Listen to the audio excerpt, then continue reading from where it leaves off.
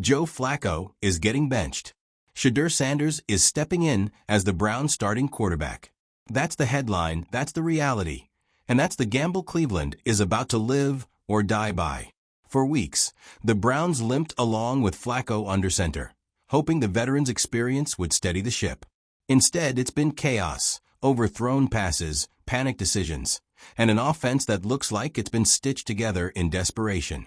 If you're into the real story and all the messy twists they don't show on highlight reels, go ahead and subscribe. And if you're sticking around to see how this Browns QB chaos plays out, you should definitely be subscribed. Fans saw it. Analysts saw it. And now, finally, Kevin Stefanski has seen it too. Which is why the whispers are no longer whispers. It's happening. The rookie is taking over. And let's be clear, this isn't some cautious mid-season adjustment. This is a full-blown statement. Stefanski is yanking the safety blanket and handing the keys to a 22-year-old quarterback who hasn't even had time to unpack all the baggage that comes with the name Sanders. Because Shedeur isn't just a rookie. He's the son of Deion Coach Prime Sanders, the kid who arrived with hype, swagger, and the kind of spotlight most rookies don't see until they're holding up a Lombardi trophy. Now, that spotlight is about to burn brighter than ever. Because the Browns aren't easing him in against some bottom-tier opponent. They're throwing him into the fire against the Green Bay Packers, a team that eats rookie quarterbacks alive. So what does this mean? It means Cleveland is desperate. Plain and simple. This isn't about development anymore. It isn't about patience or grooming or learning from the sidelines. This is about survival. The Browns season has already started circling the drain, and Stefanski knows his job won't survive another lifeless performance. So he's pushing all the chips into the middle of the table, hoping Shedeur is the ace in the hole. But make no mistake, this move is high risk, high reward. If Shedeur shines, Stefanski looks like a genius who trusted his gut. If Shedeur struggles, if the offensive line collapses again, if the rookie jitters hit at Lambeau Field of all places, then it's not just Shedeur who takes the hit. It's Stefanski's career. Because nothing screams last-ditch effort like benching a Super Bowl-winning veteran for a rookie in Week 3. And yet, the excitement is real. Fans who've grown through Flacco's endless misfires finally have hope. The locker room, desperate for a spark, finally has something to rally around. Shedeur brings energy. He brings attention. He brings the promise of a future that isn't just another rerun of Cleveland's endless quarterback carousel. Flacco's era, short-lived and uninspiring, is effectively over. Shedeur Sanders is QB1. The Browns have lit the fuse, and now all of Cleveland, and the NFL, is waiting to see whether it explodes in triumph or disaster. But here's the thing nobody wants to say out loud. Hope isn't strategy. Shedeur is talented. No doubt. He's smart, mobile, composed, and probably more mature than half the Browns' locker room combined. But he's also raw. He hasn't faced NFL-level defenses yet. He hasn't taken the kind of hits that come with playing in the big leagues, behind a line that leaks like a broken faucet. And now you're throwing him into the fire. In Week 4? It's not development. It's desperation. And while we're on the topic of desperation, can we talk about the offensive scheme for a second? This thing is bad. Like impressively bad. Analysts have called it vanilla, outdated, and even unwatchable. The routes don't complement each other. The run-pass balance is all over the place, and no one looks like they know what the plan is on third down. Joe Flacco's erratic play hasn't helped, sure, but he's also being asked to operate a scheme that looks like it was pulled from a dusty 2014 playbook. It's no wonder the entire offense is dragging. And when your quarterback starts openly showing frustration on the field, that's not just a bad sign. That's the warning siren. Flacco has been missing open looks, misreading coverages, and frankly just looking done. It's been hard to watch. Which brings us back to Shedeur. Is he the answer? Maybe. Eventually. But making him the starter now, before October even hits, just screams, we don't know what else to do. Especially when Dillon Gabriel is also being floated as an option, as if throwing another rookie into the meat grinder will somehow fix things. And it's not just the quarterbacks feeling this. The entire locker room is tense. You can feel it. The coaching staff is visibly stressed, the body language on the sidelines is off, and insiders are already whispering about major shakeups if things don't turn around fast. Translation: Stefanski might be next. Let's be clear, coaches do not survive seasons like this. Not without a miracle turnaround. And that miracle isn't going to come from playing quarterback musical chairs. At this point, the Browns are stuck between trying to salvage a playoff push and blowing it all up to start the rebuild now. And that's the real kicker. Because this isn't just about who starts under center. It's about what the Browns want to be. Are they trying to compete this season? Or are they hitting the reboot button early and hoping Shedeur can be the face of a future that, quite frankly, has never looked more unstable? It's a lose-lose situation if they're not careful. Start Shedeur too early, and you risk ruining his confidence before he even finds his rhythm. Keep Flacco in too long, and you risk losing the entire locker room, especially the younger players who want to build something instead of playing cleanup for veterans past their prime. And meanwhile, fans are stuck watching this slow implosion in real time, wondering if the front office is even paying attention. Because let's not forget, ownership has already made it clear. If this team doesn't produce this season, heads will roll. GM, coaches, maybe even some players. That's why this Shedeur decision feels so much bigger than it should. It's not just about Week 4. It's about the Browns' entire identity. And if the gamble backfires, if Shedeur gets swallowed by the moment or the offense stays broken, there's no coming back. So buckle up, Browns fans. You're not just watching a quarterback battle. You're watching a franchise at a crossroads, teetering between another lost season and a full-on meltdown. Joe Flacco's time may be done. Shedeur Sanders' time may be too soon. And Kevin Stefanski's clock? It's ticking louder than ever. So what do you think? Is Shedeur ready for the spotlight? Is this a genius move or a certified train wreck in progress? Let's talk about it in the comments. And if you want more weekly drama from the wild world of football, celebrity meltdowns, and PR disasters, hit that subscribe button. We've got plenty more where this came from. The decision to start Shedeur Sanders feels like the kind of move a franchise makes when it's less interested in winning and more interested in appearing like it's doing something. It's performative urgency. A panic move dressed up as a strategic pivot. You don't bench your veteran QB 3 games into the season, especially one with a Super Bowl ring, unless you're either absolutely sure of your backup or absolutely terrified of keeping things the same. And let's be real. Stefanski doesn't have time to be patient anymore. Every minute that ticks by without a win is another thread unraveling from his job security. And he knows it. That's why this move doesn't feel like confidence in Shedeur. It feels like fear. But hey, let's entertain the optimistic version for a second. Let's pretend Shedeur walks into Lambeau Field, calm as ever, and starts throwing darts like a 10-year vet.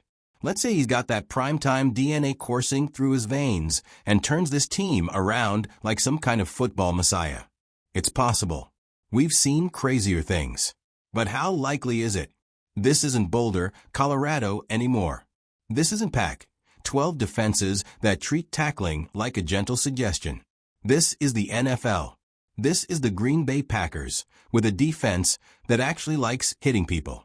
And Shedeur? He hasn't taken one NFL hit. Not one. So you better believe that defensive line is licking their chops at the idea of welcoming the rookie to the big leagues with a few love taps to the ribs.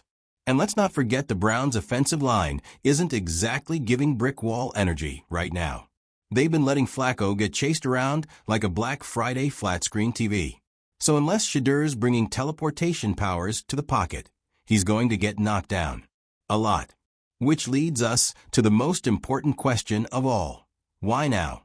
What happened behind the scenes that made Stefanski and company slam the emergency button this early?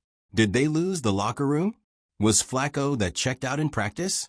Did Shedeur have one good scrimmage and suddenly everyone forgot what happened the last time Cleveland tried to rush a young QB into the spotlight? Because we all remember that one, right? No names need to be said. The ghosts of Johnny Football are still roaming those sidelines. And that's the curse of Cleveland. The desperation to find the guy is so overwhelming that the franchise can't help but self-sabotage.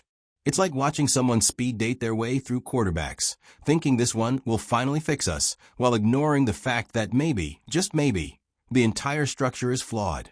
Because here's a thought, maybe it's not the quarterbacks.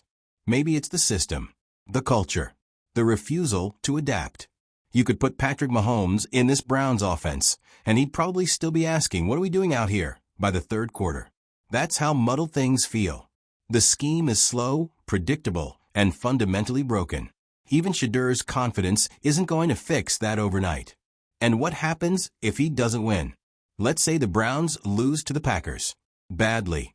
Shedeur throws a pick or two, gets rattled, and the game spirals. Then what? Do you go back to Flacco like none of this ever happened? Rotate in Dillon Gabriel and make it a three-headed QB circus? There's no clean path out once you crack that QB stability.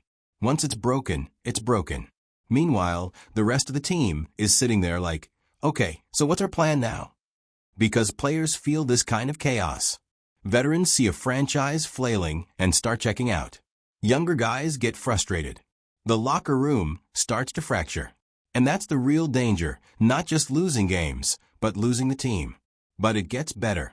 Reports are already swirling about potential coaching staff changes if things don't improve. Not just Stefanski. Everyone could be on the chopping block. Coordinators, assistants, you name it. The front office is watching every play, every press conference, every uncomfortable pause during post-game interviews. They're waiting to see whether this team bounces back or collapses under the weight of its own mismanagement. And what's wild is that it didn't have to be like this. They could have bought themselves time. Let Flacco write a few more games. Tweak the scheme. Lean into the run game. Simplify the playbook. But instead, they opted for the splashy move. The attention-grabbing decision. It's like swapping pilots mid-flight because the drinks cart ran out of ginger ale. And hey, maybe this move buys Stefanski a few more weeks. Maybe ownership sees it as trying something bold, instead of lurching toward disaster. But if the results don't change, it won't matter who's throwing the ball. The clock is still ticking. Now, let's not forget the Shedeur hype is real for a reason. The kid is good. He's composed, confident, accurate. He's got the swag. He's got the footwork. He's got the name, the background, the narrative. But good in college doesn't guarantee success in the NFL. And if you don't give him the right support system, it doesn't matter how talented he is. Just ask any quarterback the Browns have ruined in the last 15 years. This franchise has made a career out of rushing potential into disappointment. They chew up young talent and spit out what-ifs. And that's the tragedy. You want Shedeur to succeed. You want someone to be the answer. But the way this is being handled, it feels like we're setting up for another flameout. And here's a plot twist for you. What if Shedeur does win? What if he goes out there and puts on a show? Then what happens to Flacco? What happens to Dillon Gabriel? What happens when Shedeur has a bad game 2 weeks later? Do they bench him too? This is the problem with flailing franchises. There's no long-term vision. It's just move to move, fire to fire, headline to headline. They're not building a team. They're managing panic. And that's what makes this whole thing exhausting. Because Browns fans don't need another media stunt. They don't need another shiny new quarterback. They need a plan. A real, thought-out, carefully executed plan. Not a season held together by duct tape and rookie prayers. So now we watch. We wait. We brace ourselves for whatever happens next. Because ready or not, Shedeur Sanders is being handed the keys to the franchise and asked to drive through a minefield at full speed. And if this doesn't work, if Shedeur falters, if the Browns lose again, if the offense still can't find a pulse, this whole season goes up in smoke. The rebuild won't just begin, it'll become unavoidable. New staff, new direction, probably another new quarterback, because that's just how this story always goes. It's déjà vu with new branding. But hey, maybe this time will be different. Maybe Shedeur really is the spark this team needs. Maybe he writes a new chapter for Cleveland football. Or maybe we're just watching history repeat itself in high definition. See, Flacco might be riding the bench this Sunday, But he's not fading quietly into the background like some washed-up backup clapping on the sidelines. This is a guy who's won a Super Bowl. He's been the guy. He stood on the biggest stage, held the biggest trophy, and now he's watching his starting job get handed to a 21-year-old with a verified Instagram account and a Nike deal. That's not just bruising to the ego. It's a full-blown identity crisis. Flacco didn't come to Cleveland to babysit a rebuild. He didn't sign up to be a mentorship figurehead. He came here thinking he still had gas in the tank, that he still had something left to prove. And yeah, maybe that belief was a little romanticized, but it was real. So now, he's stuck. Too old to be the future. Too proud to be the backup. Too flawed to keep the starting job, and too experienced to be ignored. You better believe there's tension brewing behind those locker room doors. No matter how composed Flacco looks at the podium, this kind of benching stings. You can't walk away from this without some level of friction. And if Shedeur doesn't come out swinging, if the offense looks just as broken under new management, Flacco's going to be standing there like, so we blew up the chemistry for that. And this isn't just about Flacco's pride. This kind of move sends waves through a locker room. The vets start questioning the coaching. The young guys get pulled between camps. One group is ride or die for Shedeur, hyped on potential. Another is loyal to Flacco, the steady hand who, despite his flaws, brought a sense of structure. And then you've got the coaches scrambling to play damage control while pretending this is all part of some grand master plan. Spoiler alert, it's not.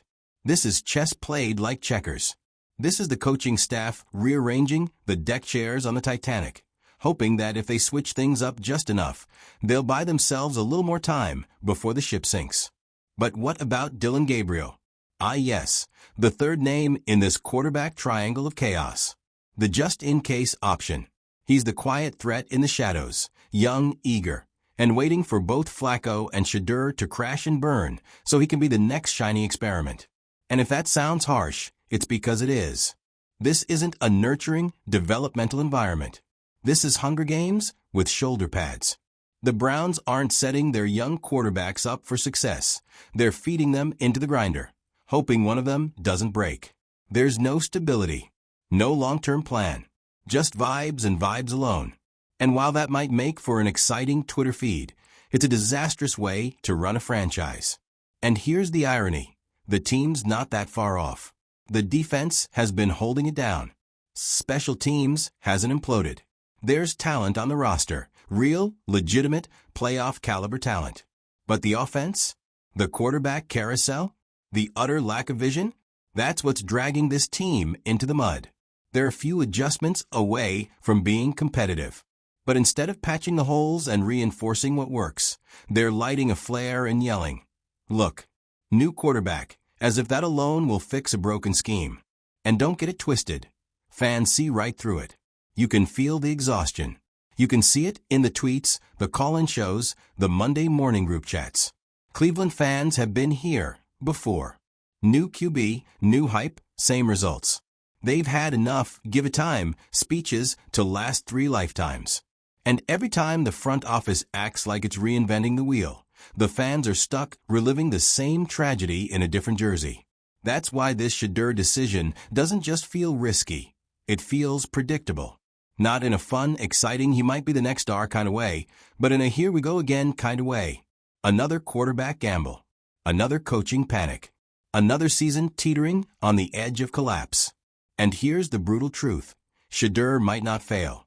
But it won't matter if everything around him is already broken. Because this isn't about one game. This is about momentum. It's about consistency. It's about whether this organization can finally grow a young quarterback the right way instead of rushing him into the spotlight like a sacrificial lamb and then wondering why things didn't work out. And if you think I'm being dramatic, good. Because this is dramatic. This is high-stakes football theater, where every decision is magnified and every mistake becomes legacy-defining. We're watching the Browns live out the same cycle they've been stuck in for decades. Only now it's 4K, streaming live, and everyone's already placing bets on which week the head coach gets fired. Let's not pretend that's off the table. Kevin Stefanski is coaching like a man who knows he's one more loss away from being escorted off the premises with a polite, "Thank you for your service." The body language, the conservative play calling, the press conference platitudes. It all screams desperation. And when a coach starts making decisions out of fear instead of strategy, that's when the wheels fall off. Because maybe, just maybe, Shedeur lights it up this weekend. Maybe he shows poise, moves the chains, scores touchdowns. Maybe he silences the doubters and proves he's not just the son of a legend, but a force in his own right. But if he doesn't? If the Packers' defense smothers him, if the play calling doesn't adapt, if the offense remains toothless, then all this drama will have bought the Browns nothing but headlines and heartburn. And we'll be right back here next week asking the same questions. Who's starting? Who's to blame? What now? Because that's what this is all really about. What now? Do the Browns lean into the youth movement and build around Shedeur, no matter how messy it gets? Do they try to salvage Flacco's season with a miracle comeback narrative? Do they burn it all down, start the coaching search early, and accept that this year's already a loss? There's no easy answer. Just a team staring down the barrel of their own dysfunction, hoping that somehow, someway, this time things will be different. But history says otherwise. History says Cleveland will cycle through quarterbacks like seasons. That promising players will get ruined by bad timing and worse leadership. That fans will keep showing up, praying for a spark, only to watch it fade by Thanksgiving. And yet, there's always a sliver of hope. That stubborn, irrational hope that maybe this is the start of something. Maybe Shedeur is the guy. Maybe the team rallies. Maybe the script finally flips. Because football's funny like that. Sometimes chaos becomes clarity. Sometimes the rookie becomes the hero. Sometimes the panic move turns into the breakthrough no one saw coming. But until then, we're watching a franchise teeter on the edge. A coach trying to save his job. A rookie trying to prove himself. A veteran trying not to fade into the background. And a fan base clinging to the possibility, just the possibility, that maybe, just maybe, this time the fire won't burn everything down. So go ahead. Strap in. The Browns quarterback roller coaster is leaving the station. Again, let's talk about what happens if Shedeur wins a game. Or even two. Oh, you know what's coming next. The hype train will go off the rails. ESPN segments. Highlight reels with dramatic music. Think pieces about how Deion Sanders built a quarterback for this very moment. He'll get compared to Lamar, to C.J. Stroud, to anyone who's ever been young and vaguely electric with a football in their hands. And suddenly, the Browns, the same Browns who were ready to implode a week ago, will start talking playoffs again. Stefanski will stand at the podium with that classic "I've still got it" smirk, pretending this was all part of some long-term plan. As if benching your veteran QB 3 games into the season isn't the football equivalent of panic painting over mold. But the danger isn't in winning. It's in what happens after the first loss. Because the second Shedeur has a bad game, and trust me, it's coming, people will start whispering again. Was this a fluke? Is he ready? Should we give Gabriel a look? And that, right there, is how quarterback purgatory begins. One bad game, and the carousel starts spinning again. And what happens to him? A 21-year-old kid, dragged into a dysfunctional franchise mid-season, surrounded by chaos, every throw analyzed, every mistake magnified, every decision a referendum on whether he's the guy, or just another jersey number soon to be retired in shame. This isn't just pressure. This is legacy-altering weight. It's the kind of pressure that can make you or break you. And the Browns have broken a lot more than they've made. So yes, there's potential. There's excitement. There's hope. But don't mistake any of that for a plan. Hope isn't a blueprint. And desperation isn't a strategy. This isn't the Browns executing some genius long-term rebuild. This is a franchise on fire tossing a rookie the extinguisher and saying, "Good luck, kid." So if you're watching this unfold, if you're a fan, a hater, a chaos enthusiast, or just someone who can't look away from a beautifully tragic mess, get comfy. Because this isn't just a quarterback change. It's a storyline now. And in Cleveland, storylines don't end clean. They twist. They spiral. They combust. and we'll be here for every second of it. So if you're still holding on to hope or just sipping the drama like it's Sunday morning coffee, sound off in the comments. Tell me if you think Shedeur is the truth or just another chapter in Cleveland's never-ending football heartbreak. And don't forget to subscribe. Because in the NFL, there are teams that play football, and then there are teams that live in a soap opera. Cleveland, we see you.